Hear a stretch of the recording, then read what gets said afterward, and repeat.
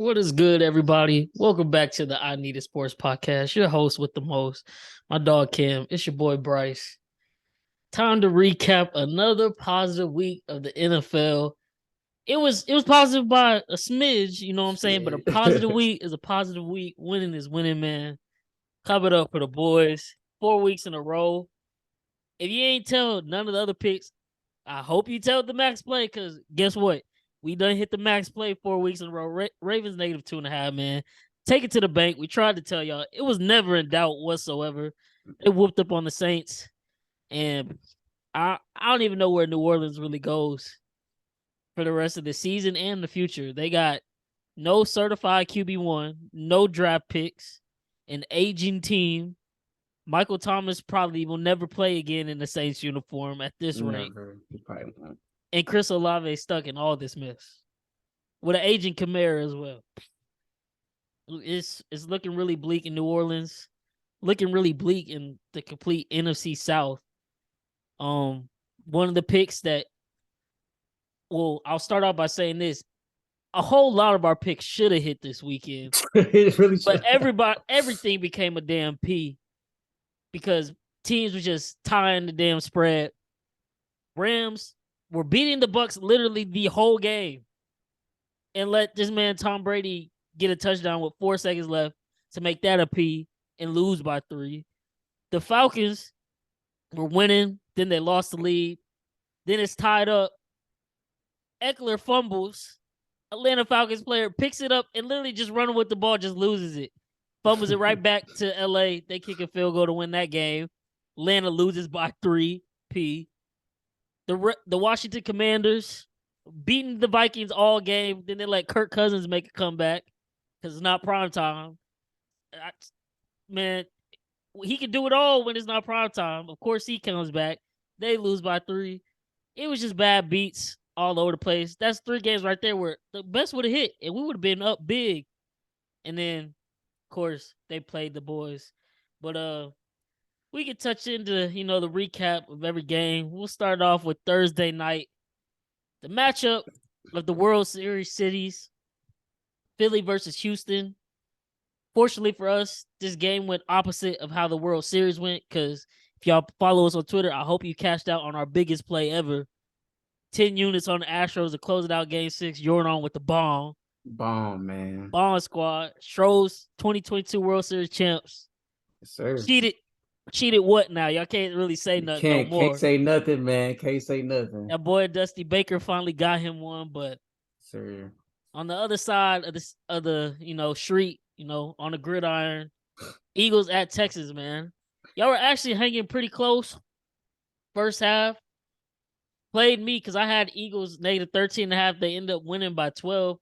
Damian Pierce is a beast.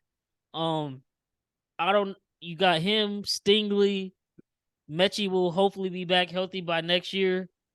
I guess them is the building blocks for the future of the team, because I'm assuming, you be pretty sold on Davis Mills is not QB1, unfortunately. No. Are you still think they give him another year, or you want to go draft a QB in this year's draft?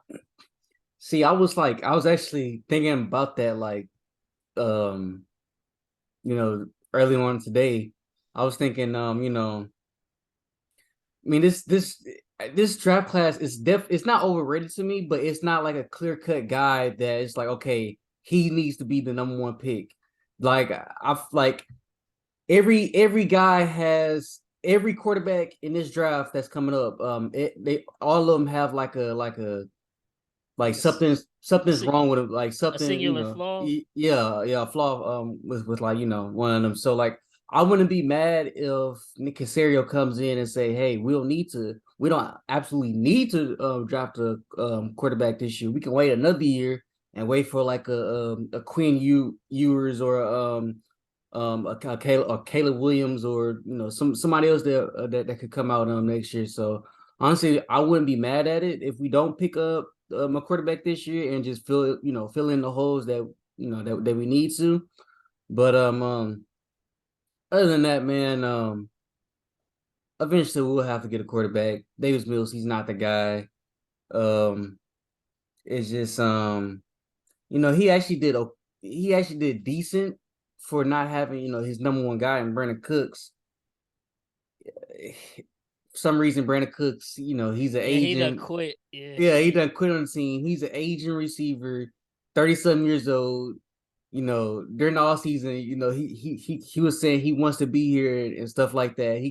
So we gave him his contract, gave him guaranteed money, and then all of a sudden he don't want to be here. It's like, come on, bro. You knew Davis Mills was gonna be your quarterback. You knew this team was gonna be bad. You knew this team wasn't gonna, compete for anything, and you decided to stay. So it's like, I don't really care about him, being pissed off or being mad that Nick Casario didn't trade him come trade deadline. Cause like, you know what you got yourself into. So, you gotta you gotta stick it out. And so now I guess he, sitting on the side. Hopefully, we'll make him sit, but fine him without, we'll suspend him and pretty much just fine him and stuff like that, and then not pay him. But other than that, man, I don't know. He just needs to just play it out this year. Prove that he still got it, and you never know. Maybe in off season we can trade him for like whatever value he has left. So I was gonna say, I wonder, like, because I know somebody had to call in and see what would y'all want for him. I just wonder what kind of offers were like on the table. Because I mean, I'm sure he told Casario or whoever in the front office, like, "Yo, y'all can either trade me right now to a contender, or I'm just not gonna play." And I don't know what they wanted for him, but obviously they couldn't get what they wanted because they basically said, "Okay, well, we're not trading you, so you just gonna sit for the rest of the year." What for what it's looking like right now. But I mean, I feel like y'all could have. I feel like Brandon Cooks could have went for like a conditional third or fourth, maybe. see, the thing is about that, Casario wanted like a third, fourth, or fifth, but nobody other than like the Cowboys, and I'll touch upon that. No one wanted to, give up that much for him because it's like his contract is like very, very, very bad. Like it's like a bad contract. No one wants to pick it up because it's a lot of money for like, for an older receiver that's like kind of declining. But the Cowboys wanted Brandon Cooks and they was about to get the deal done, but Jerry Jones did not want to like, Oh yeah, he know take he on his ain't paying money. that money. Yeah, he did not want to pay him. He wanted the Texans to pretty much like, pay him off and then come, and Nick Casario was like, no, that's not happening. And so that deal fell through. But yeah, Nick Casario wanted like a fourth or fifth round pick. Everyone else was pretty much giving him like a seventh round pick for him, sixth round pick, and he wasn't gonna move him for like for that. Yeah, So nah, that's understandable. Shoot, now it's talks. OBJ might be headed to Dallas. it's crazy. I really don't know. I mean, I think he probably might have been cleared today or he'll get cleared tomorrow, but they said this week, as of it's November 9th right now, he's supposed to get cleared. I feel like he'll probably still wait it out a couple more weeks just to see where, teams fall. I know Josh Allen, he just got injured, unfortunately, with a UCL injury, and we don't know how serious it is because McDermott's being very hush hush about it. But he's day to day, they say. But if there's something wrong with him, that might take out or factor out the Bills. Yeah. Micah Parsons is on Twitter recruiting him to Dallas. OBJ people are from there or they reside there and they big Cowboys fans. So he's like, "Hey, let me know." Some dude in the comments, promoting Chiefs, talking about, come to with Mahomes, winning football. We got the best barbecue, yada, yada, yada. OBJ replying, "It ain't out the question." So, I mean, I don't know at this the point. OBJ sweepstakes are a big question mark. Nobody really knows. He can still end up with the Bills at the end of the day, like it was first ever reported by Von Miller. He could end up with us. He could end up with the Cowboys. The Packers are a team that keeps floating around, but I'm like, why would you want to go there? They 3-6 and they don't look good whatsoever. But Hey, we're gonna see, man. We're gonna see. But Eagles, they beat the Texans 29-17. Like I said, it was a even first half. Then the second half, Davis Mills kind of flipped the game when he threw his interception in their own or in Texas territory. Yeah. Philadelphia capitalized, and then they never really looked back from there. I'm mad because they kicked it was like a 54-yard field goal to end the half. And Sirianni could have easily ran one more play, then down to just get a few more yards or take a shot. And they didn't. They settled for a field goal. Or Elliott misses. That was the cover right there. If he would have hit that, Eagles would have won by 15. So that was my only L for the game picks. Also added in some props that we'll touch on later in the episode. But yeah, man, Thursday night football. I mean, the Chiefs Chargers game was okay. It got good in the third end of the game, but as far as Thursday night games go this year, there hasn't been a really, really good Thursday night football game yet. That's tough.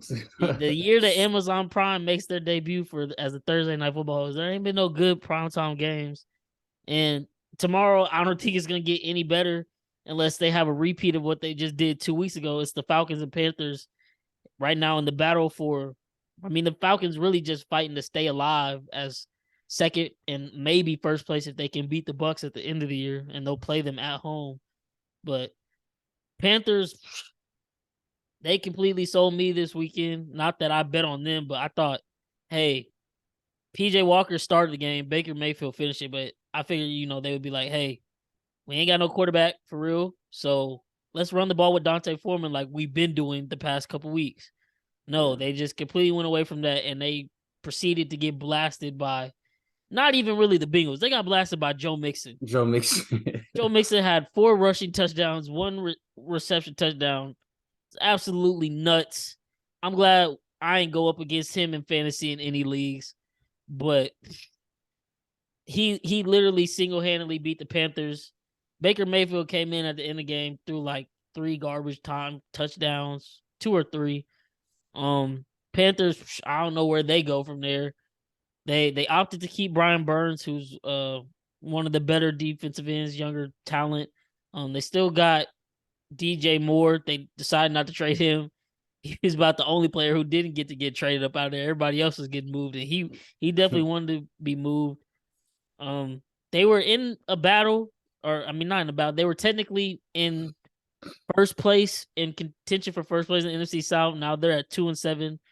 It kind of looks bleak for them, and as a team right now, as they are, realistically, let's keep it a buck. They don't want to make the playoffs. They want to be as low as possible in the draft.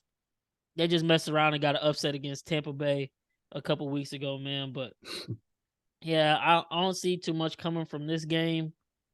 But the second game, touch on Chargers Falcons from this past week. Like I said, man, the Falcons what? They start up like 14-0, I think. Well, no, they start off 10-0. 10-0. It was Yeah. looking good to start. It was looking good, bro. I was like, I mean, It was Justin Herbert dominating. basically passing to Everett and Eckler. That's it. So I mean, like, where the ball is going, and they still couldn't stop it. After they go up 10-0, the Chargers put up 14 unanswered. But then in the third, Atlanta gets a touchdown. They back up 3. And then the Chargers end up kicking 2 field goals, or the second field goal to win the game. But they only kicked the field goal to tie. So it's like, come on, Atlanta. Y'all can hold them. Y'all can score. They end up, they should have won the game. Mariota, Kyle Pitts was wide, like butt naked open down the field for a touchdown with like a minute left. Mariota overshoots him. They proceed to punt the ball, take no time off the clock. And that's when the situation I just talked about comes up. Chargers drive down the field. They're at like the 20. They throw it to Eckler. He gets hit. I think he might have been running. He gets hit regardless. Ball pops out. Atlanta player picks it up, runs it back to the 43, and he just fumbles it without being touched by anybody. But then they're like, let's go to review because we think Eckler was down. And it was really a bang-bang play. But they ended up saying Eckler wasn't down and the fumble stood. But then because the Falcons player fumbled it right back, LA Chargers get the ball back with like 30 seconds. But it's like, okay, they're not in field goal range anymore. And then, of course, next play, Justin Herbert throws the ball 20 yards and boom, they're right back in field goal range. Dicker the kicker, first game of the Chargers, seals the game, and they pass on the spread, void the bet. It's like it was right there, Yeah, right right there. there, bro. It But just hurts. That hurts. yeah, and with that, Atlanta also lost their spot as number one in the terrible NFC South. So it's really looking more and more like the winner of the NFC South probably gonna be 8-9 or 9-8, something That's awful, so and they're trash. gonna get a home playoff game. That's trash. And it pains me to say this so much, but it's just looking like it's really gonna set up for Tom Brady. Buccaneers probably will just, they still don't look good whatsoever. People think this past week was a turning point, and I'll touch on that later. But they're gonna finish first place in the NFC South more than likely. It's really looking like there's gonna be an NFC playoff picture of the quarterbacks will be Jalen Hurts, Kirk Cousins, Tom Brady, Jimmy Garoppolo, Daniel Jones, Geno Smith, and the 17. Oh, Dak Prescott. It'll probably be Tom Brady gets Daniel Jones at home the first round. Then he might mess around and play Geno. And then maybe an NFC Championship versus like Dak or Jimmy Garoppolo. And in any playoff game between all them quarterbacks versus Tom Brady, can you really trust any of them guys just No. yet? They would have to prove it. But would you trust them? No. And it Just would not be one. the worst script ever if Tom Brady somehow lucks his way into going into Super Bowl the way they've been playing this year. But that's what it might end up being. Because yes, Jalen Hurts looks great. The Eagles look great right now. Hopefully, I want them to lose a couple games because I don't want them to go into the playoffs undefeated because then they will lose in the playoffs. Mhm. Kirk Cousins, you're not going to trust him in a primetime playoff game. The 49ers will have to play great on both sides of the ball, which they have the capability of doing, but they're going to have to do that despite Jimmy G, but they've done it before, so they could repeat it. And then Geno Smith, while he's playing great this year, he's never played a playoff game.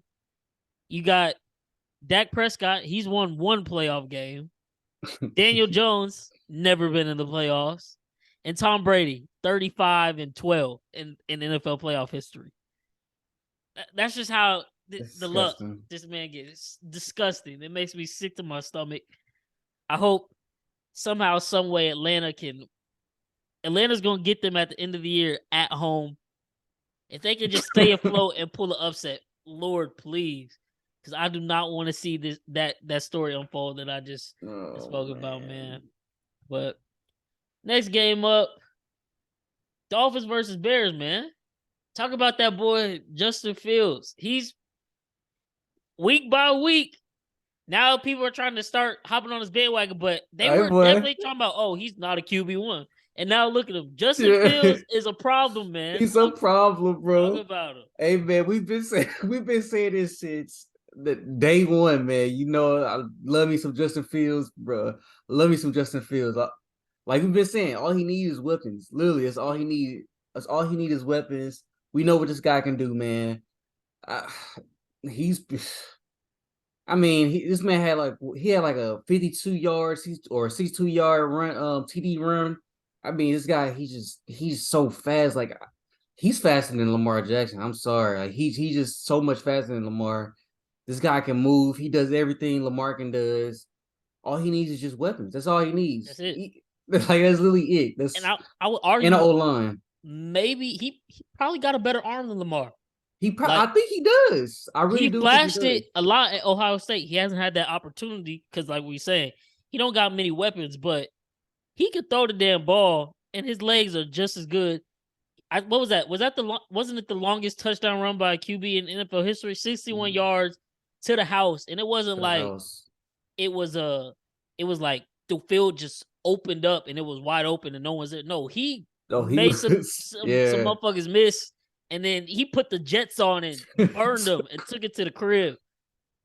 Bro is fast. It's insane what he's doing. It's gonna be real. Like I said, maybe if Ryan Poles could just nail the draft this year and get some good young talent around him, maybe trade with the cap space, maybe get a certified wide receiver one in free agency this year, and then hit this draft class, and then 2 years from now hit another draft class. I think next year they will be fighting for an NFC playoff spot in that division. But in 2 years, I got the Bears taking the NFC North with ease because I feel like Aaron Rodgers will more than likely be done the way his career is looking like it's headed. I don't think the Vikings will be as currently constructed anymore because 2 more years of Kirk Cousins failures, I think they might have to switch some stuff up or players might, move because they're going to have a lot of people to pay. Justin Jefferson coming up probably maybe this offseason the way he's playing because he done broke all the wide receiver records for as many games as he's played so far. But yeah, man, Justin Fields balled out, but on the other end of the field, I mean, he's still throwing some ducks and every deep ball is underthrown. But they're not losing with Tua. Yeah. Like it's crazy. I gotta give it to him. And it's crazy. I told y'all I was like, they're -5. I wouldn't necessarily take -5, but I could have sprinkled on it, but I just put them in an ML. It should have hit. That shit should have hit. Well, the -5, yeah, it should have hit. They let a garbage time touchdown Justin Fields at the end. But McDaniel's dumbass, he went for it instead of kicking the damn field goal. Kicking the field goal, analytics and these new coaches. It's just like, come on, sometimes you gotta do the common sense thing, man. But yeah, they ended up winning by 3, so luckily they held on. And Chicago really had a chance at the end to try to make a comeback. They just couldn't get one last stop. But I wanted to ask you, because, it's been a kind of headline lately this week. Who's more of an MVP candidate on that team, Tua or Tyreek? Because Tyreek is currently on pace to break Calvin Johnson's record in 16 games. For the people who are going to sit up here and say, oh, well, there's an extra game in the season. That's why. No, he's on pace to break his record in 16. And then he'll probably completely murder the record in game 17. Yeah. It don't matter. Tua was out for 3 games. He was still putting numbers. I mean, he's opening up that offense. It makes it that much easier for Jalen Waddle. I saw a stat. Last year, Jalen Waddle averaged, I think, like 9.8 yards per catch. This year it's up to 16, and it's top 3 in the league. And it's because Tyreek is causing so much attention. And Jalen Waddle, not slow by any means. He probably top 5 fastest people in the league. And it just gives him that much more space to operate, man. So I feel like, obviously I'm a little biased because Tyreek used to be my boy. But, I mean, I think I know it's a quarterback award, so it's going to be hard for anybody else to ever win it. But I think he deserves to be in the MVP race at this point because he's putting up numbers and they're winning football games. What you think about that? Yeah, no, most definitely. Like he's having such a crazy season. Like this season is probably more crazier than Cooper Kupp's last year, honestly. Because the shit this man is doing is like, okay, bro, like how you doing all this? Like he just every week, like you think he gonna get like at least 150 receiving yards, and it's amazing to see him in his offense. How is it just working and gelling in just the first year? It just goes to show that like having Tyreek on your team, man, it makes your whole like it opens up so much for like everybody. Like it's just the Dolphins gonna be a problem come playoff time. I feel like if they can get like just like a little bit of a running game, like Jeff Wilson can come in and just or Raheem Mostert or whatever, they can just come in and get like a little bit of running game. Well, other than that, man, they're gonna be a nasty problem. I feel like so. Yeah, and that's really the only question mark I have about them at this point is because when it comes playoff time, now the Jets dropped the game this week, and they're now 0-2, I think, in the division. So they could possibly lose their lead on the AFC and the division. But if Miami's got to go on the road in the playoffs, it's going to be cold weather basically everywhere they play. And it might be a little windy, too. It could be snowing, Buffalo, KC, depending on who they get. Will Tua be able to hold up in that weather? Because you're going to need a run game when it's weather like that and your quarterback doesn't have the strongest arm. So it's gonna be interesting to see. But yeah, it's definitely a team at their apex. You don't want to match up with them in the playoffs because it could be a couple plays here or there that just bust the game up because you got Tyreek and Jalen Waddle who can hit a home run, theoretically speaking, at any time.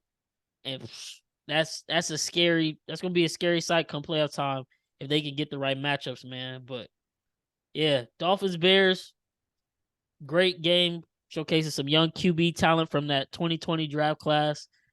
But I mean, hey, like we said, Justin Fields the best quarterback out that class. And a lot of Easy. people were so sleep on it. And to start the season, I don't know why they even fixed their mouths or try to talk shit about him when you see the team he's working with and you see the numbers he's putting up week in and week out now for the past like 4 weeks in a row. So Yeah. props to him, man. Props to him. Next up, we don't really got to talk about him much because I already kind of did. Panthers Bengals. Literally, the story of the game was Joe Mixon. Joe Mixon, 5 touchdowns.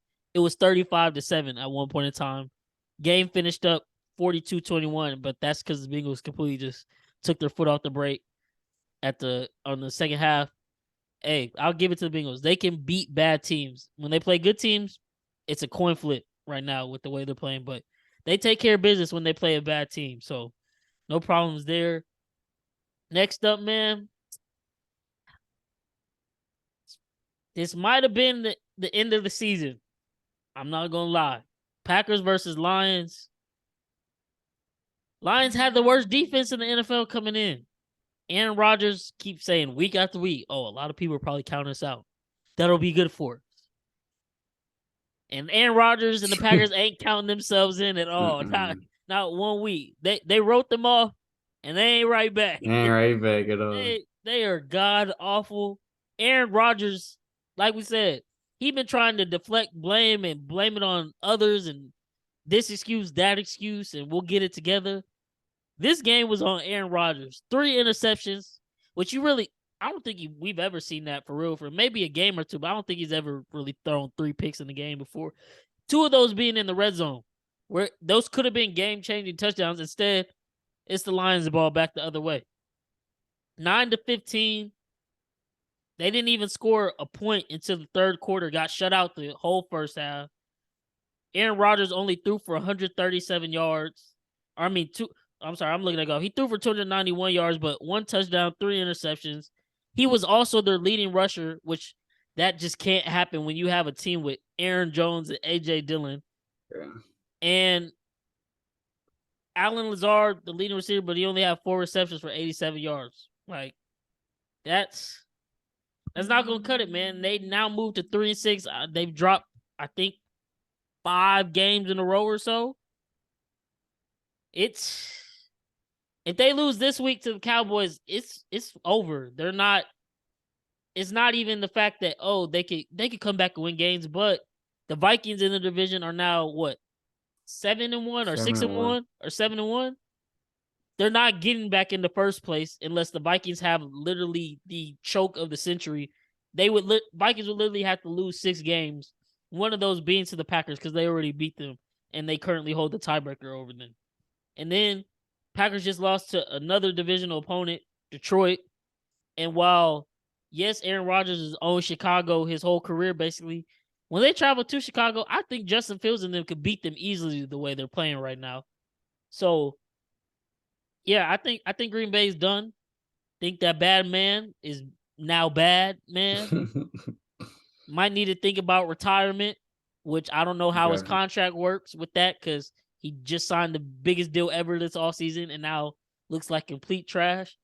But if they drop this next game to McCarthy in Dallas, which is, it's funny, the McCarthy-Rodgers matchup, I'd say put Jordan Love in for the rest of the season. Fuck it. Let's see if we can do something. He's going to have to get some valuable game time sometime. And you got all these young wide receivers who Rodgers doesn't trust. Like, throw Jordan Love out there. Let's see what he can do. We might as well. That way, we do know, like, hey, in the draft, do we have to go get a new quarterback or do we need to look in free agency? And honestly, I mean, you can tell me if I'm crazy. One trade scenario I was thinking, because both teams probably just, it's time for them to lead their QBs. Raiders, Packers trade for Aaron Rodgers and Derek Carr. Wouldn't be bad. He'd be right back with Devontae in But Las Vegas. that wouldn't be bad. I mean, will it come off season, huh? You thinking? Yeah. I mean, I everybody mean, get new starts. yeah, and both of them need new starts, it looks like. Yeah. Because I get it, Josh McDaniels never had a really a good coaching resume. But he got the job. I don't think they're gonna get rid of him after his first year. But it doesn't seem whatever's going on in the locker room, it doesn't seem right. But at the same time, like I've said, man, for damn near every episode we talk about the Raiders, Derek Carr has now been there 9 years and they've been to the playoffs twice. No wins. Granted, the first time they made it in 16, he got hurt before the season was over, so he didn't play in that one, and that was probably their best year. But this is what you see is what you're gonna get. And yes, they haven't been able to build a defense this whole tenure there, but they're not gonna be able to build one anytime soon with him there unless they trade him for something else or let him go. They need to let him go. The Packers, they never really got Aaron Rodgers a receiver ever in the draft. Ever. It was his fault. It's his fault for signing this damn contract, knowing you can't get any weapons with that type of contract. Devontae Adams gone. Now he looks like complete trash coming off reigning back-to-back MVP years. They got to split up. I don't know if that's the exact trade, but both of them need some new teams. Maybe I don't think San Francisco will have the cap space. Maybe instead of Tom Brady, San Francisco goes and gets Aaron Rodgers because that's also his hometown team. Trade for Jimmy G or something. Who knows? But yeah, man. Are you ready to throw the towel in on your Batman? I know that's one of your favorite players. Is it time? Are you sadly about to throw in the towel? Yeah, it's time. It's time. It's three guys right now that needs to retire. That's Aaron Rodgers, that's Tom Brady, and that's Matt Ryan. It's time to give it up. Them three guys, man, they should not be playing football no more. It's time to give it up to these younger cats, man. Aaron Rodgers, he just simply doesn't look good. Now he got Romeo Dobbs out, got Aaron Jones banged up, you got Christian Watson out. I mean, it doesn't look good for Green Bay at all. Dallas should easily beat them next week. This week. So hopefully, Dallas don't come out and bro, if they don't and lose this game. God. Like this is the one game I'm actually rooting for Dallas. Ever. Literally, yeah, literally. This is if there's any time to beat Aaron Rodgers, it's literally right now. And I hope coming off their bye, they gonna need to win this game because I don't even want to see what the media will say if they don't. They're gonna be asking for Cooper Rush as soon as the seconds tick off the clock if they lose. Like, oh, Dak Prescott, he sucks. Like, they better win this game for sure. And it low key might be an OBJ sweepstakes game up because like I said earlier, I guess the Packers are still in the running. So maybe whoever wins this game, OBJ thinks like, oh, I might want to go play for them. We'll see. Who knows? But Colts Patriots next. I told y'all one of the picks that hit for me, one of the locks. Patriots -5.5 or -5, never a doubt. I told y'all Sam Ehlinger, essentially a rookie QB versus a Bill Belichick defense. You can always bet against a rookie QB when they're playing Bill Belichick. He just knows how to shut them down, give them, looks they've never seen. The Colts are a complete dumpster fire right now. And they just made arguably the most questionable move in NFL coaching history. Ever. And I actually want to talk about this. Let's talk about this because we've always hinted at it on this podcast, but let's kind of touch on it for real. As two black individuals, two African American young men, man, who've been watching this game since we can walk. Listen to us when we're not saying black men should just automatically be hired as NFL coaches. That's not our argument. What we're saying is, in light of these recent years and the whole Rooney Rule and more emphasis on that, and let's interview black coaches. I mean, most of them are former players, and the excuse is always, oh, being a former player isn't good enough. They need to build up their resume. They need to go be a coordinator here, be a coordinator there. But you got people like Joe Judge, who was a special teams assistant. He gets a head coach in New York, flames out. You got people like Matt Rule, never even won the Big 12 championship at Baylor. He won a regular season title, but then proceeded to lose the actual championship. Gets a head coaching job in Carolina, flames out. Cliff Kingsbury literally had Baker Mayfield, who won a Heisman in college for another school. After Baker, he had Patrick Mahomes. Never could make a bowl game at Texas Tech in the weak Big 12. He gets a job in Arizona. Look what he's doing right now. He probably out after this year. And you got coaches like a Bieniemy and they're like, oh, he doesn't interview well, or he's not calling the plays. Like, what are we talking about here? Or he needs to get more experience. He needs to do this. He needs to do that. The Colts literally just grabbed Jeff Saturday from being an ESPN talk show host. And people are like, oh, well, he played for them, and he was an all-time great. You know who else was an all-time great who played for them? Reggie Wayne. And he's on the coaching staff. He's on the coaching staff. Like, can we be fucking for real for 1 second, y'all? Like, y'all know how crazy this fucking looks. And people are like, oh, well, y'all just think Reggie should automatically get the job? No, but like, you got him. There's two other players or other former players that are on the coaching staff. And it's like, for one, just listening to former players just even talk about this is like, why would you even hire someone who has nothing to do with the team technically? Like, who hasn't been in that locker room all year with these players? How are these players going to even want to get up and go out and want to play for you at this point? And people are like, oh, well, Jim Irsay, he's been complaining it's a problem with the offensive line. Jeff Saturday can fix that. Okay. Well, hire him as the fucking offensive line coach, not the damn head coach. And Irsay talking about, oh, no, we want this to be long term. I don't know how to, if you gave me some sausage, I wouldn't know how to make it. But you give me a football team, I know how to put a football team together because I've been doing it for 50 years. Come on, man.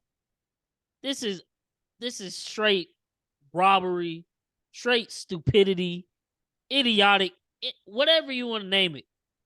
I don't know how on God's green earth Saturday got this damn job. But it pays to be, buddy, with the right people. And it's not about what you know, it's about who you know, I guess. But come on. Dude has never even had a college coaching job, NFL coaching job. I think they said he coached a high school team. I mean, come on, y'all. Like, Deion said, another example. Deion was coaching his son's high school team. They were winning state championships at the very least. He gets a job at Jackson State, but people were saying, oh, Florida State's coaching job was also open, his alma mater. People were saying, oh, he can't be the head coach at Florida State. He's got no experience. High school doesn't count. So what the fuck is it? Like, honestly, what the fuck is it? Y'all can't pick and choose and constantly move the goalposts. And then when we question it, y'all be like, oh, black people are crying wolf about coaching. No. This is the shit we be talking about. Right in front of your face, and y'all just want to be fucking ignorant. Like, I would rather you just come out and say you racist. Dead ass. Like, just say that. At least you'll keep it 100, and then instead of just coming up with every excuse in the book and trying to play devil's advocate, like, well, what if Reggie Wayne did get the job and they played terrible, and then he was right back out the door as a head coach? Would you want that? Like, no, obviously we don't want that, but we're just saying, damn, out of any interim coach you could have picked, you went and picked the guy who's been on ESPN First Take for the last 2 years. Like, come on. It makes zero sense. And I'm really not there. If you're on the other side of this argument, you don't have an argument because there really isn't one.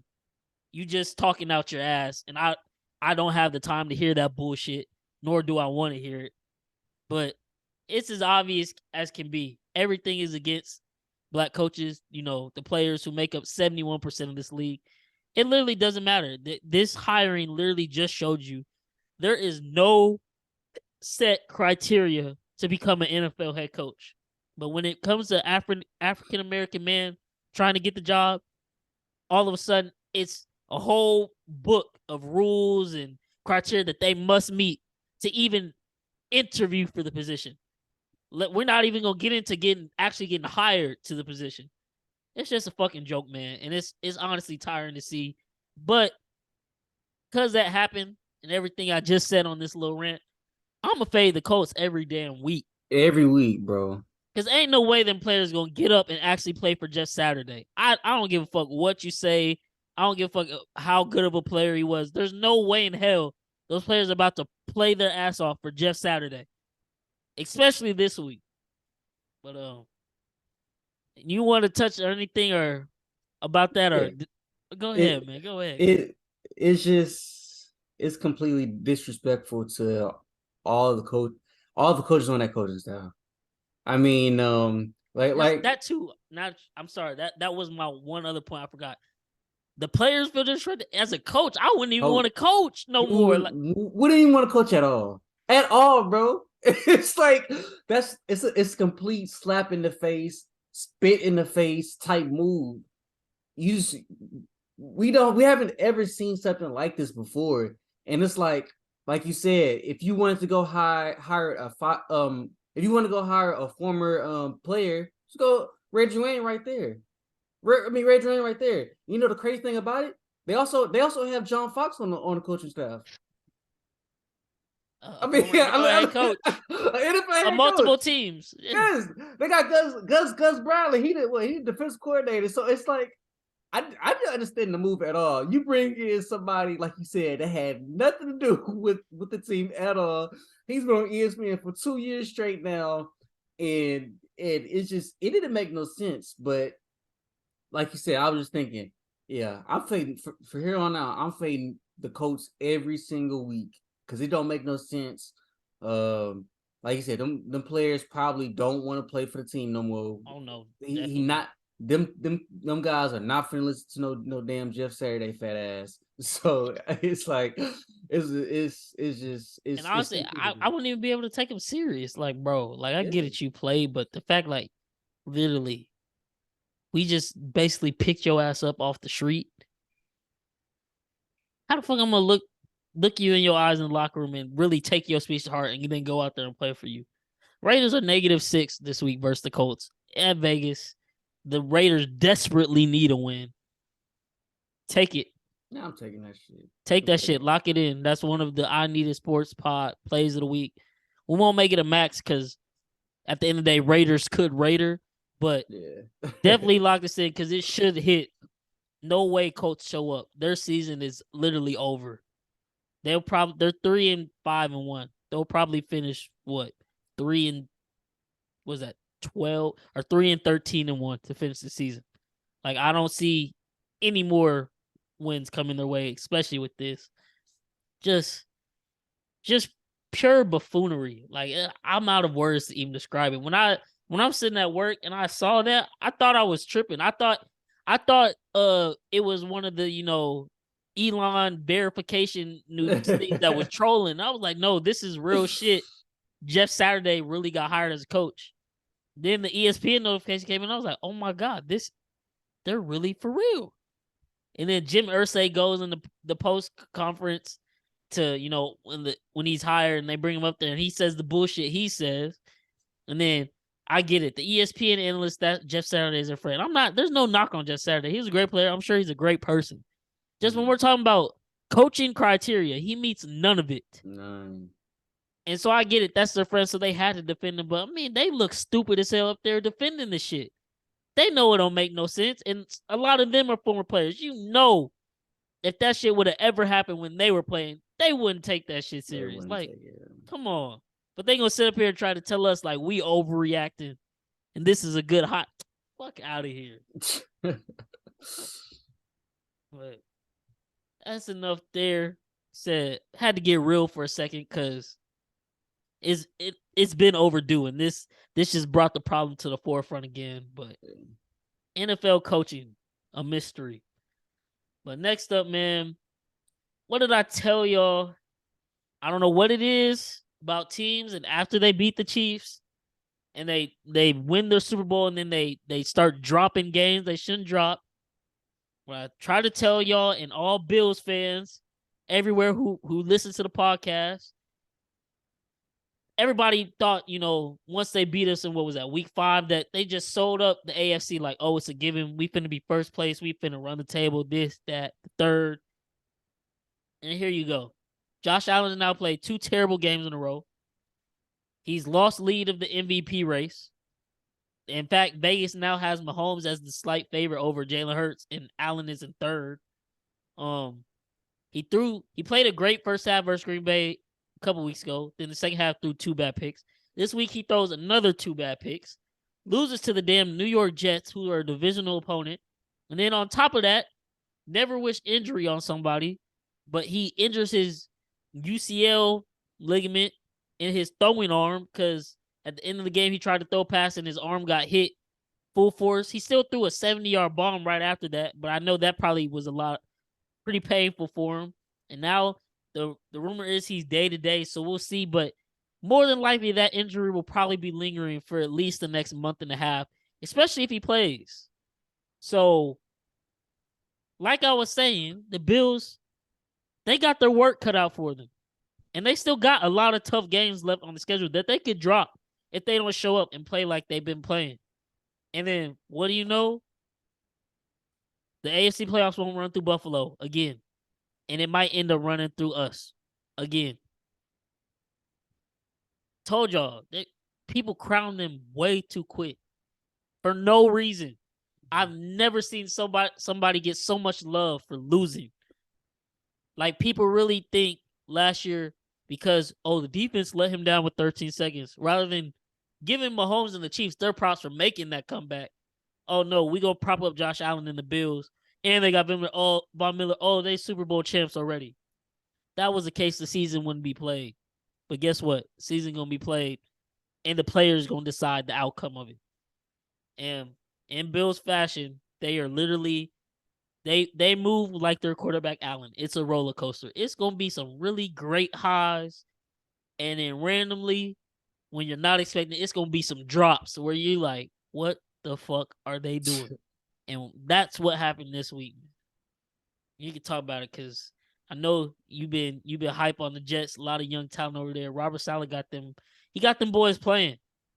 And I still don't know if Zach Wilson is necessarily the answer, but the rest of that team, Sauce Gardner. Lockdown. I mean, man. I don't have the list right in front of me, but basically all the top wide receivers from every team they played this year. The Stephon Diggs, who else have they played? Justin, have they played the Jets? Basically all the wide receiver ones though. Throughout all the games this year, he's allowed 4 catches for 28 yards. He's legit 6'4" lockdown corner, the future of the league. And arguably, I know Darius Slay is playing out of his mind right now, but with Sauce Gardner's intangibles and his metrics, you can make the case he probably already a top 3, top 2 corner in the league right now. Talk about it. Man, it's hurt me to say, I'm not. It's just okay. They both rookies, just the first 8-9 games of the year. But goddamn, we look dumb as shit for picking Derek Stingley over Sauce Gardner. Oh, it's looking so bad right now. It's looking so bad. I mean, Derek Stingley, he's not playing bad, but goddamn, Sauce Gardner, he just playing out of the world right now. Easily, like you said, top 3, damn near top 2, best corner in the league right now. I mean, he can do it all. He's just shutting everyone down. He's the reason why that defense is even playing so good right now, because like he can take out your best player, your best receiver, and it's like it's nothing. You can't throw to that side. There's nothing you can do because he's running side by side with your receiver. He's 6'4", so either the same height or he arms long as shit. Either the same height or taller than your number one receiver. So this team is it's something serious. Um, it's still sad that they lost Brees Hall. Because on the offensive side they really counted on him a lot to do so much. But yeah, he's gone. So but man, let's talk about these Bills, man. Like you said, Josh Allen, he got that UCL injury. Honestly, man, they need to that's a serious injury, I feel like.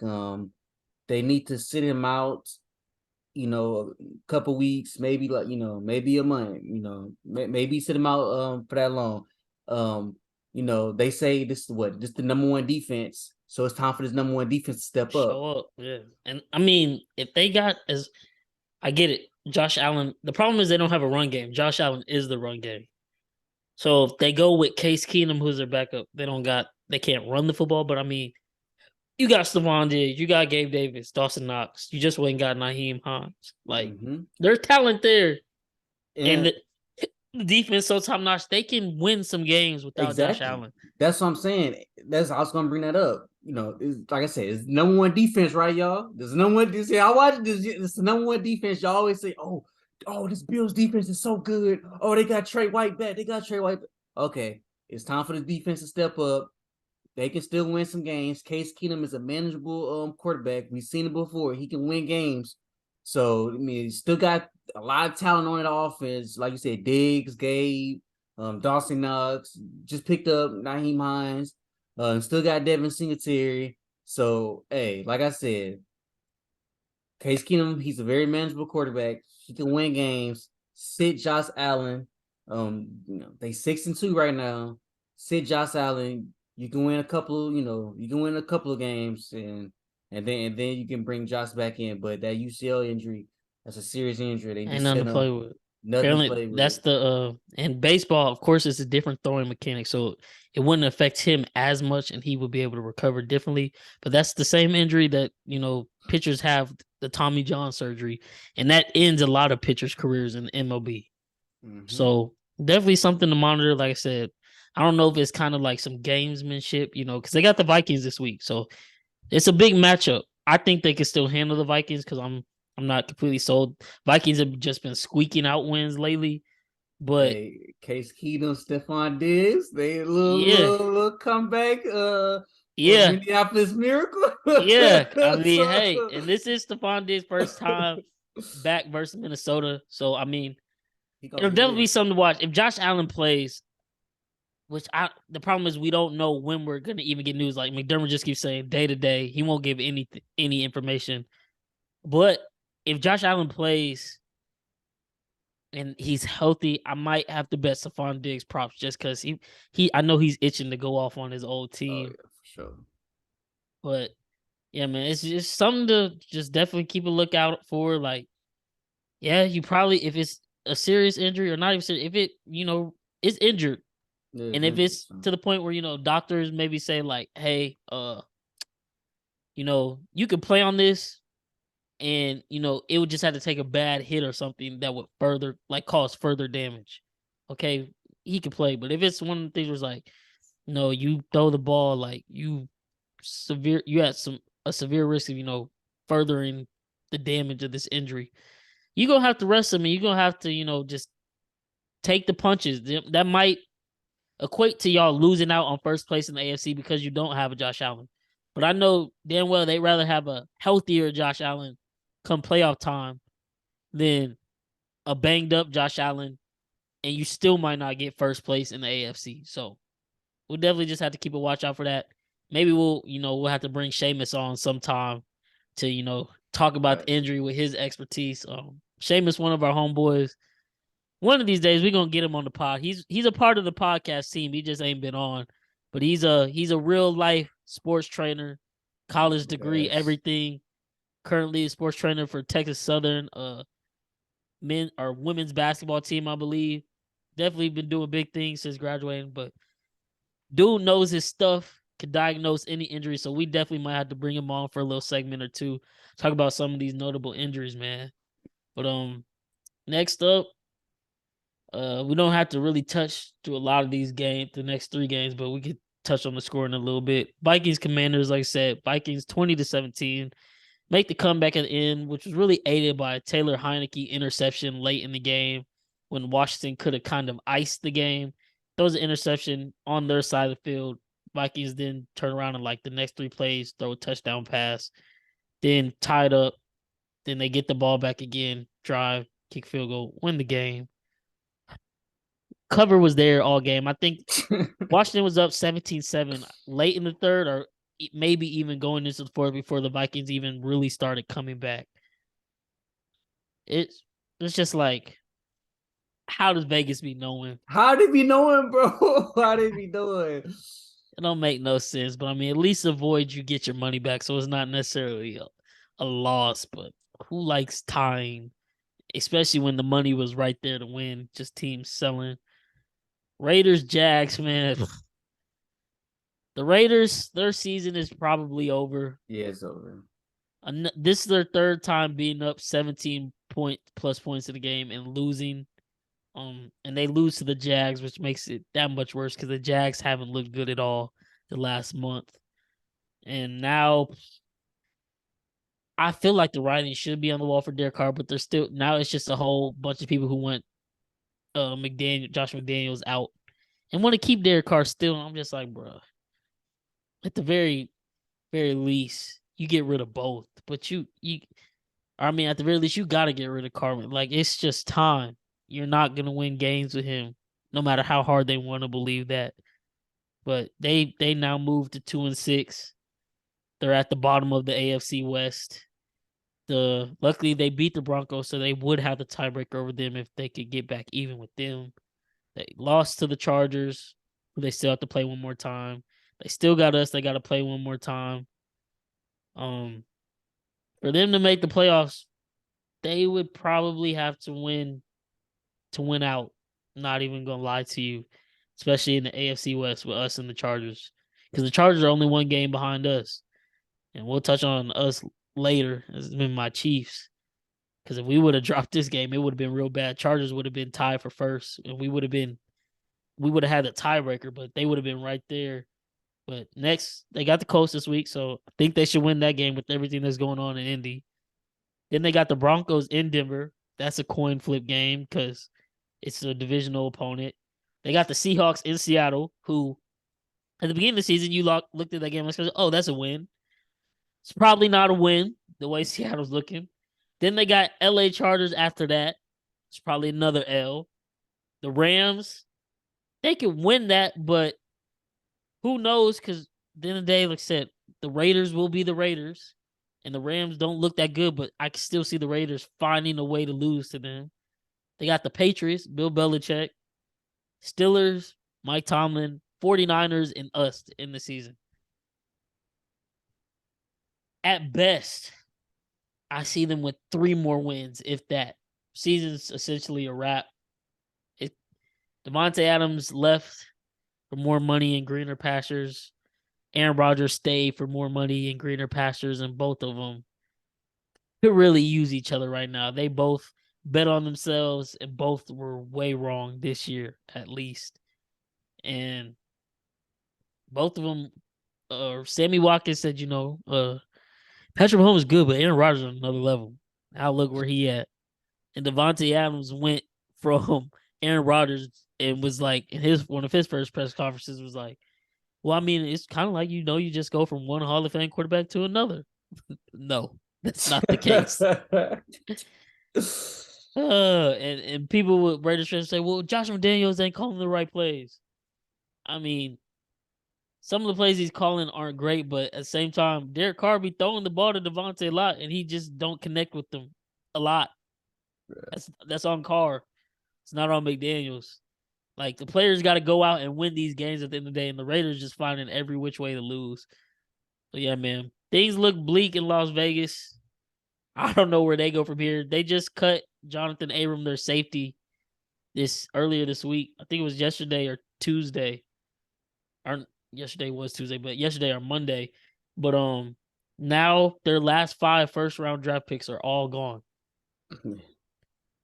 So they don't draft well at all. And that Jonathan Abrams was the pick they made with the Amari Cooper trade with Dallas. That's who they picked up in 2019, and now he is gone.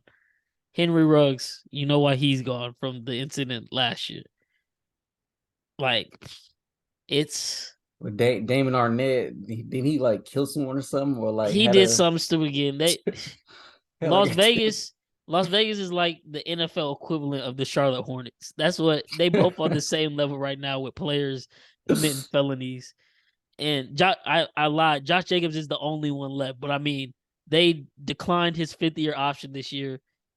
And if they probably headed towards a semi rebuild, you're not about to pay him all that money because the running back position isn't necessarily a premium as the league trends have shown, where you can kind of put guys back there. You got a good line, you can run the football effectively. So he gonna get paid by somebody though, he because gonna get paid by somebody because he's been he playing best his player ass now. off this year. But it's probably not gonna be the Raiders, and he might not even want to get paid by the Raiders at this point. The way No, he things are probably going, don't.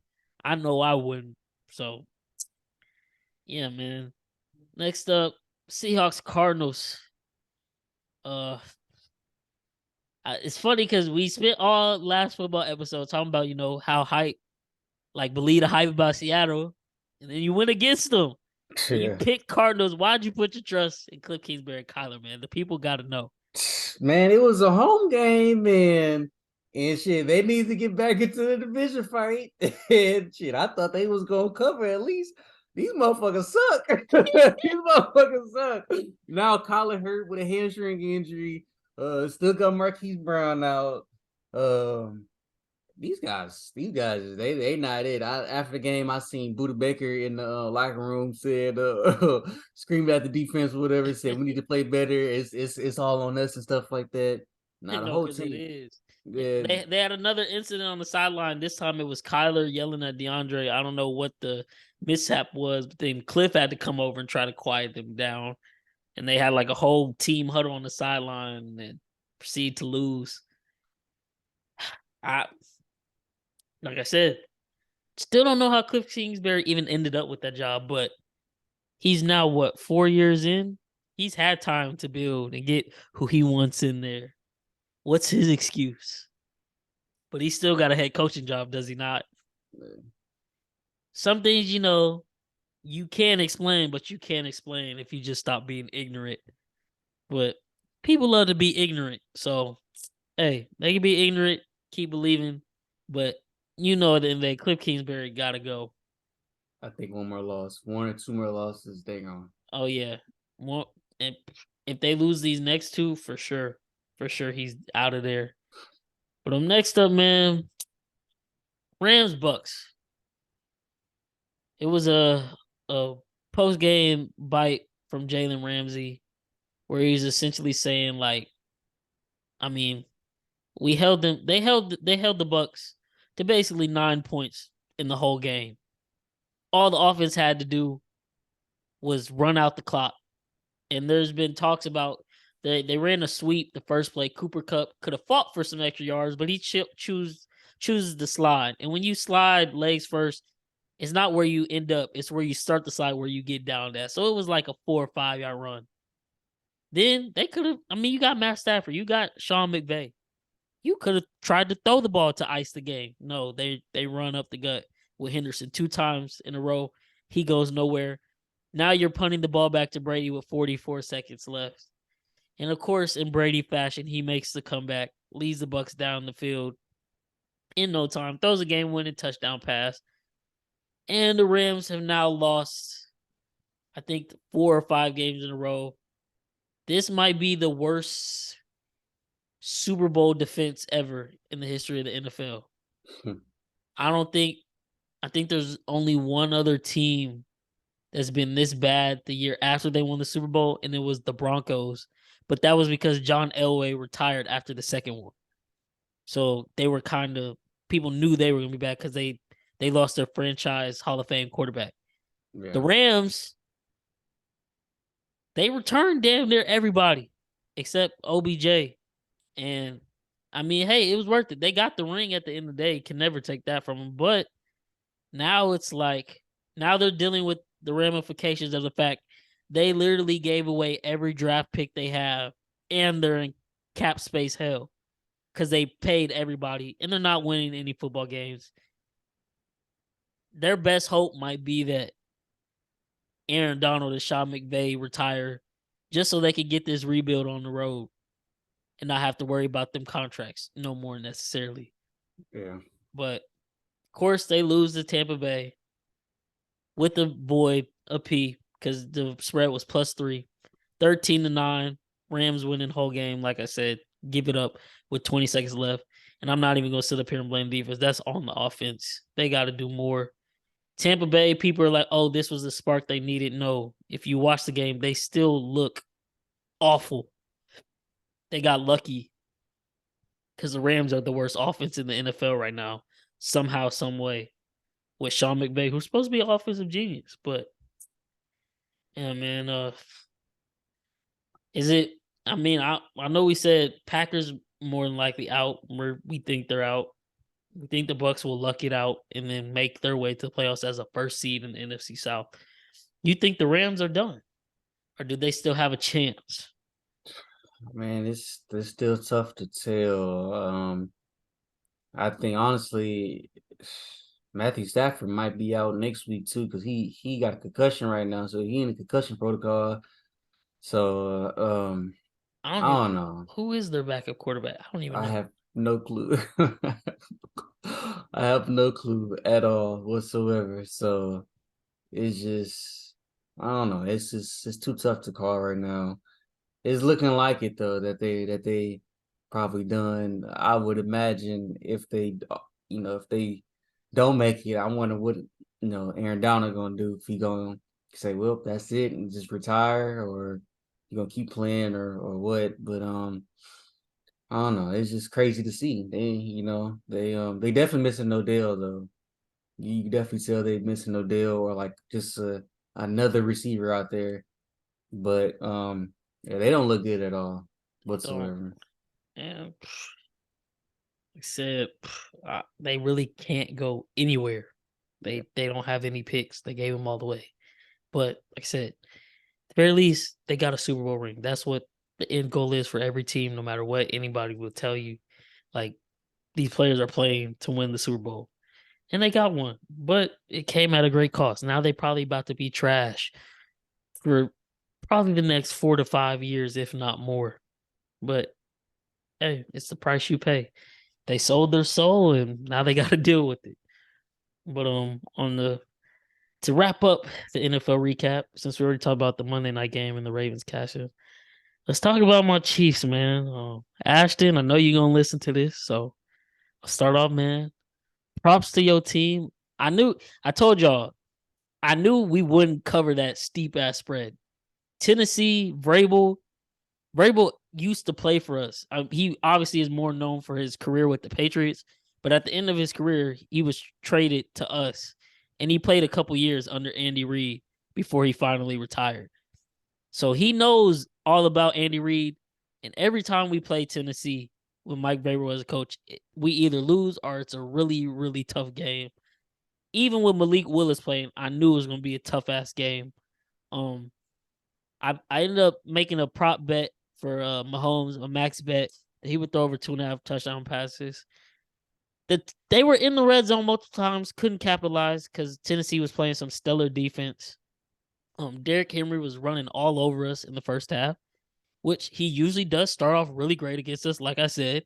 And then I don't know what changes we always make, but then it came out in the second half. I think he ran the ball 7 times for like 14 yards, and then they just completely went away from it. Um, Tennessee, this is why they shouldn't have got rid of AJ Brown. They have nobody to throw the ball to. No receivers caught a ball all game. And I don't think the week when they played y'all, no receivers really caught the ball. People are like Malik Willis can't throw. I mean, that's if you're saying that you didn't really watch the game because there were some great throws he made that were the receivers just didn't catch the ball. One of our former players, Chris Conley, it was a third down. And as everybody in the stadium knows, when it's third down and more than 5, Spags is going all out cover 0 blitz. Literally, everybody in the mama can see it coming. Malik Willis throws a beautiful fade route to Chris Conley. It goes right through his hands. Drive killer. Then at the end of the game, people are like, "Oh, why didn't he throw the ball?" The Titans literally ran a damn play action that had 3 receivers go on 3 deep routes down the field, all 20 yards plus down the field. And they were all getting doubled up since they were the only ones out in the route. And people wanted Malik Willis to throw the ball away when he's literally getting hounded by Chris Jones and Karlaftis and Mike Dana. Like, he literally didn't have the time to throw the ball away, or he couldn't get enough muscle behind that being under that much duress. I still think the future's bright because what you did see is they ran some QB RPOs, and obviously we didn't scout for that because they were acting like Malik Willis couldn't run. He had some nice runs against us. That was scaring me. I think Tennessee's going to be just fine with him and Derrick Henry. They just need to go get some more receivers. I don't know why they got rid of A.J. Brown, like I said, but they're a solid team. I'll give them props. My apologies, Ashton and Tennessee fans everywhere. Said y'all were going to be trash. Y'all aren't going to be trash. But, I mean, as good as y'all are, I still don't think Tannehill will lead you anywhere. And then now people are saying, you know, like, this is why it's Tannehill's job still, because Malik Willis clearly can't throw. Well, if y'all go through another playoffs where Tannehill plays extremely bad and y'all literally, I mean, I guess no one's really expecting them to go far with that wide receiver core. But if y'all don't make any noise in the playoffs again, then it's like you've kind of seen Tannehill's maximum potential at this point. So you might as well throw the keys to Malik and let him ball out. Like, it is what it is. But my Chiefs squeak away an overtime nail biter. Almost gave me a heart attack because they were, like I said, they were the last leg in my Dolphins Chiefs MLP. Obviously, if they lose, the whole weekend would have been completely shit because that was also a max bet for me. But they lucked it out, won in overtime. An ugly win is a win at the end of the day. You're gonna have to get these in the NFL. It's gonna be some weeks that are ugly. Big win for us because now we're tied for first place in the AFC. Bills, of course, have the tiebreaker on us. But Tennessee was the third place team in the AFC coming in, and it looks like they'll probably win the AFC South. And now we have the tiebreaker on them. And we move, man. 6-2. Patrick Mahomes, 506 yards of total offense. Literally all of the offense. He's now the MVP leader, like I mentioned earlier, man. I told y'all. He's that fucking guy. Like, yeah.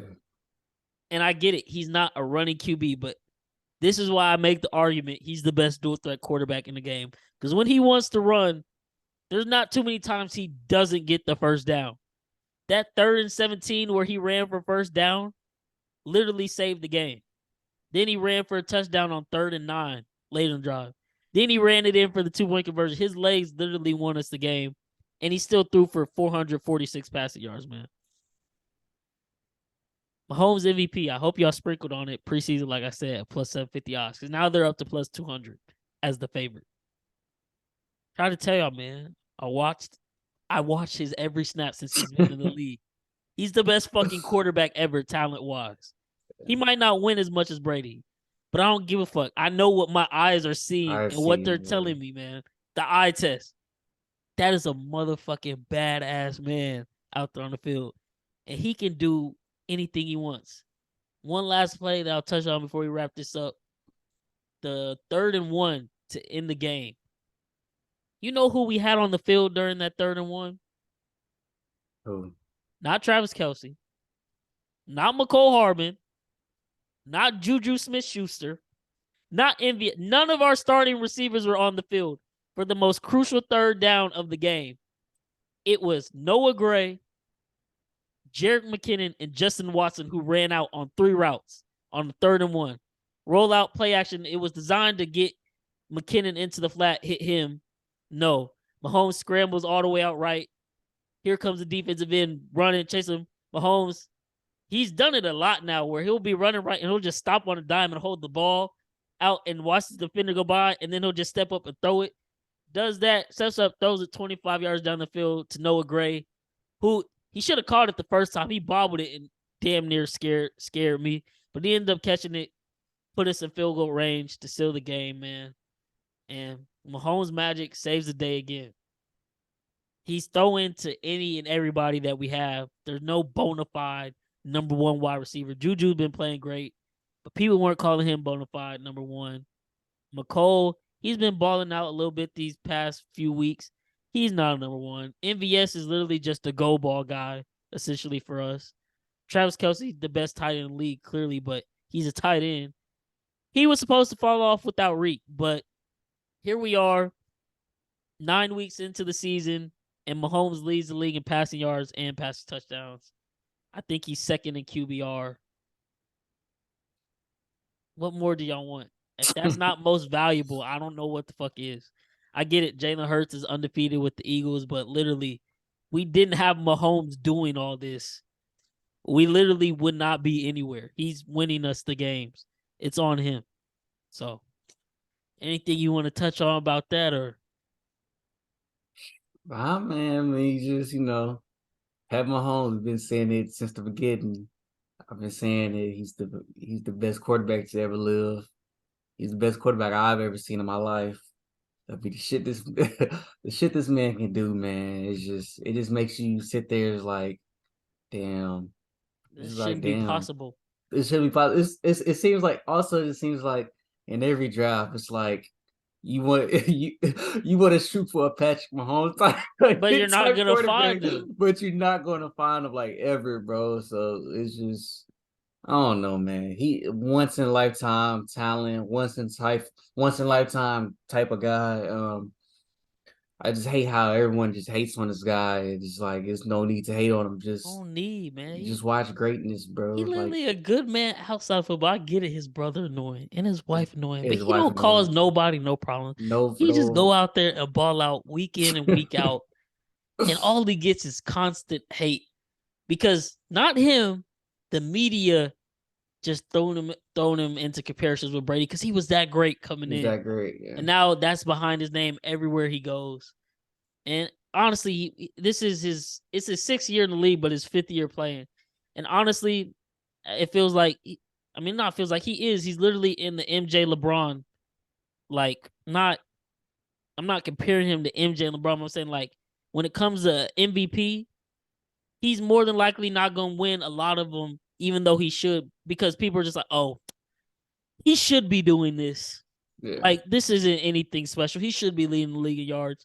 He should have the most touchdowns. He's got Andy Reid. He's got this. He's got that. But this offseason, what were all the analysts saying? Oh, he don't got Tyreek. Oh, the Chiefs are not even going to make the playoffs. Oh, this is Justin Herbert's division now. Justin Herbert's the best young quarterback in the league.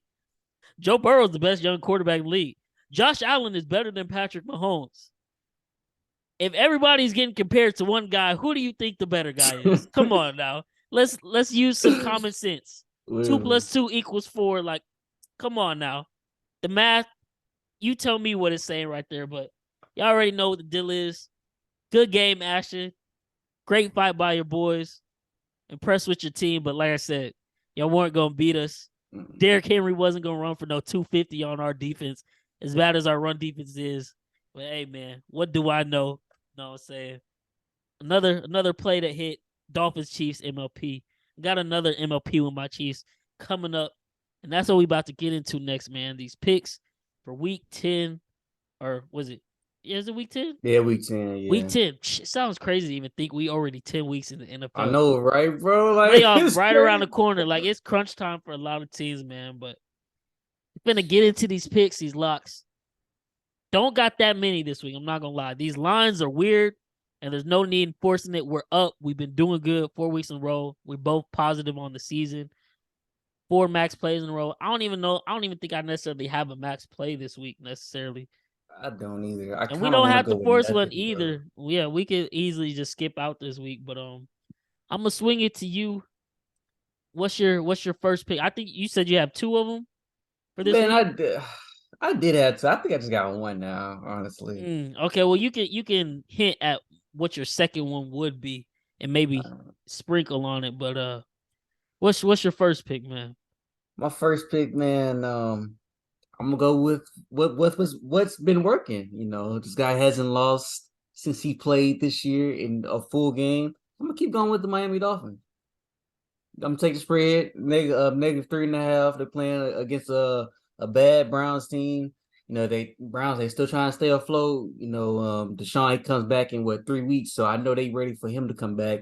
That's gonna be an exciting game versus Texans. But I'm gonna stick with the Dolphins, man. -3.5. It's a home game. I still think that's a low spread for them. It's gonna be another shootout probably, or a blowout. I don't know, but Reach should have a good game. I'm definitely gonna probably touch on some people props. So I know when we send the tweet out on Sunday, I'm definitely gonna probably put some props in there, player props. So I might have Reek whatever his receiving prop is Yeah, in no, there. he been So hitting it every week, and I'm mad yeah, because I'm like, this week I played Waddle's prop because Waddle also been hitting because of Reek, yeah, and it hit with ease. And now I'm like, should I just start sprinkling on both every game because they're literally both going off every game and every nobody's game. stopping it. So And it's like, who's the Brown? I don't even know like the Browns corners. What's his name? Denzel Ward. Ward, Is that's he about out it. or is Uh he out? Or is he playing? I want to say he's playing, but even if he is, it's not like he's gonna just shut them Yeah, sure. down. So yeah, man, I definitely like the props. I'll probably sprinkle on those as well. I like the Dolphins too. I'm gonna tell you on that one. I was thinking about making them a pick. I might tweet it out tomorrow. I'll see what I'll do. I might switch them out for one of my teams, or really just make two parlays.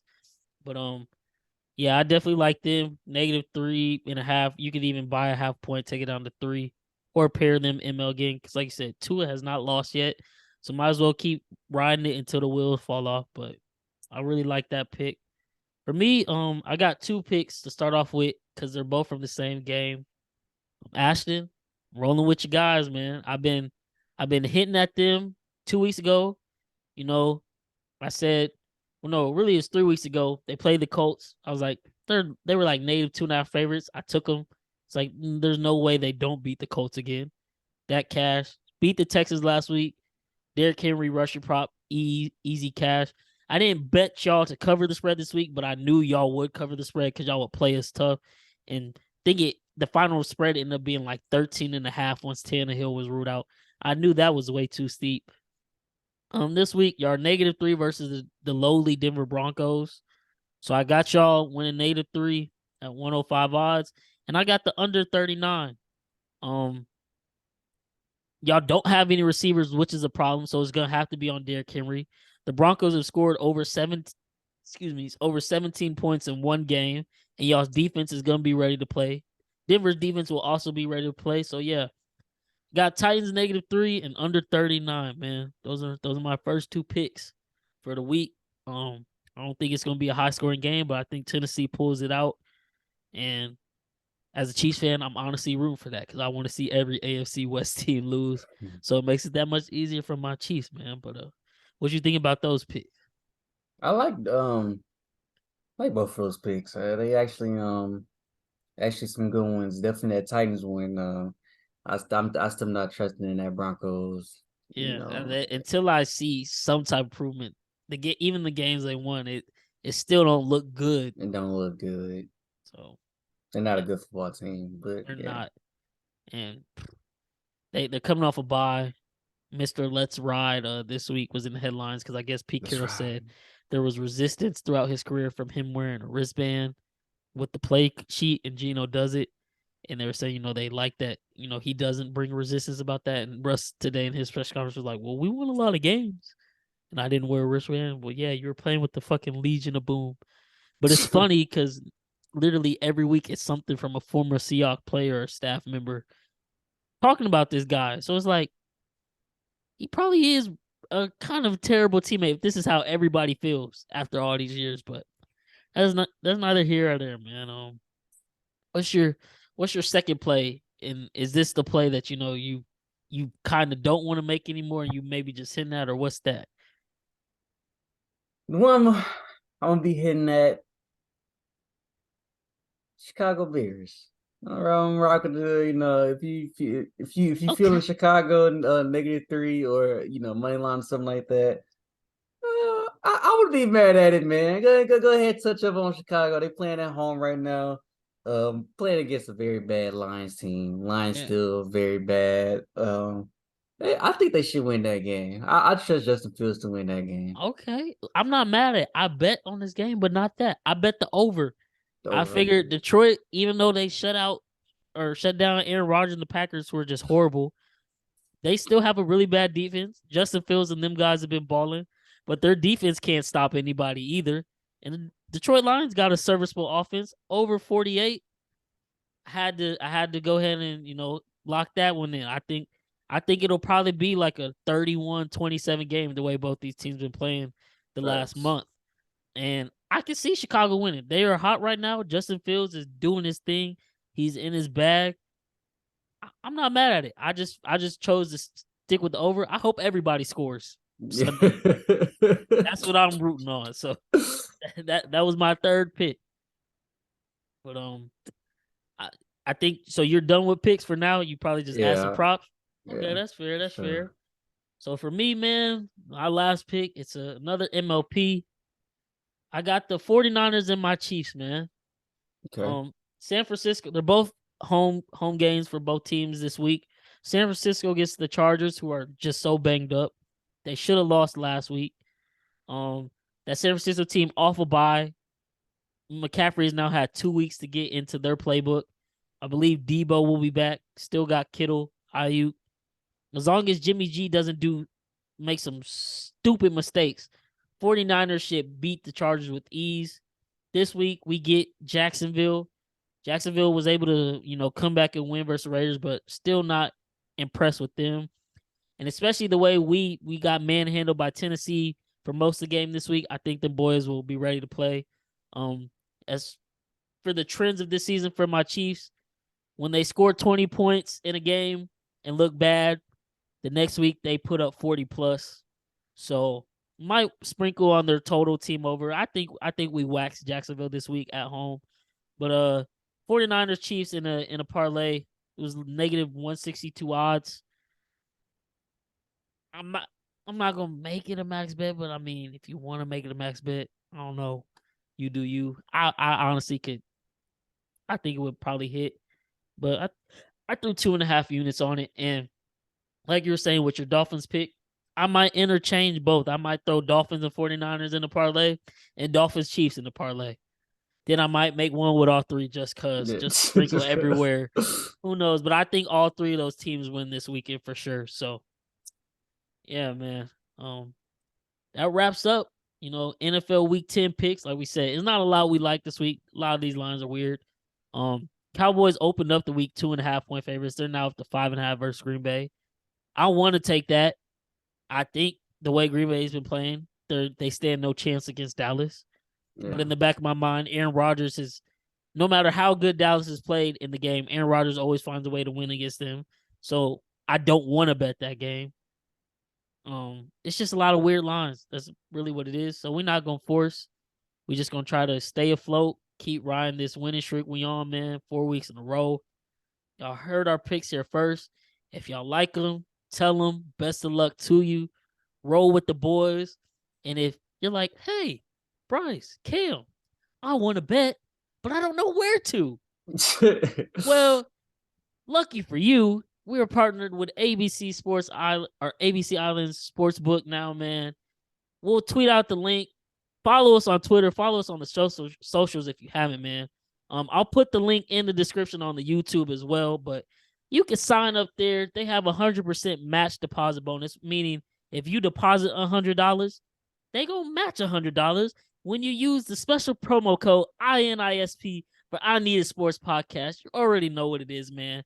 If you want to follow the boys and tell the boys on all our picks from now on, NFL, NBA, whatever it is, man, tap into ABC Island Sportsbook. Online, it's free. It don't matter what state you live in. This is how we gonna get it done.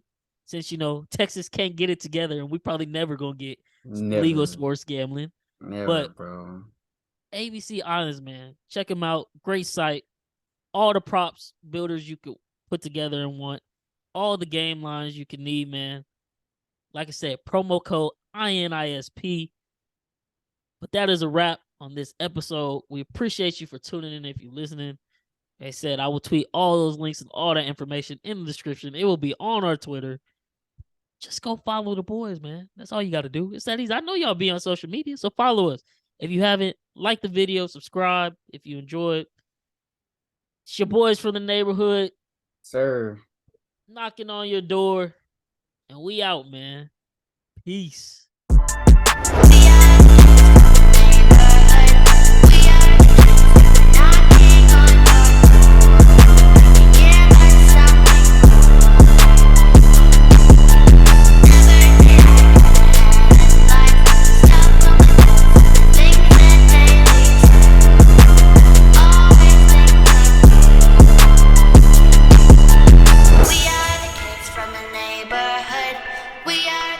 And we're knocking on your door. Can you give us something more? I need it.